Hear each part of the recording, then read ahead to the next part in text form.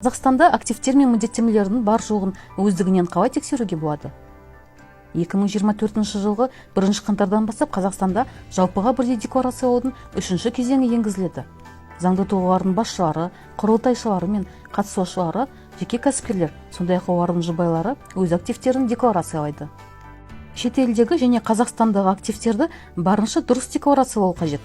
Болашақта бұл деректер кірістерге салық салу кезінде ескерілетін болады.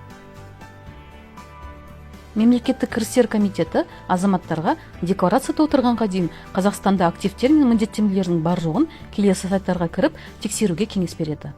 Бағалы қағаздар бойынша, тұрғын үй құрылысына үлестік қатысу туралы шарттар бойынша,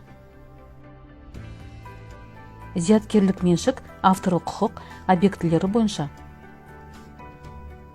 сенімгерлік басқаруға берілген мүлік бойынша, дебиторлық немесе кредиторлық берешектің болуы бойынша сұрау салуды докулайт жүйесі арқылы Республикалық нотариаттық палатаға жіберу қажет.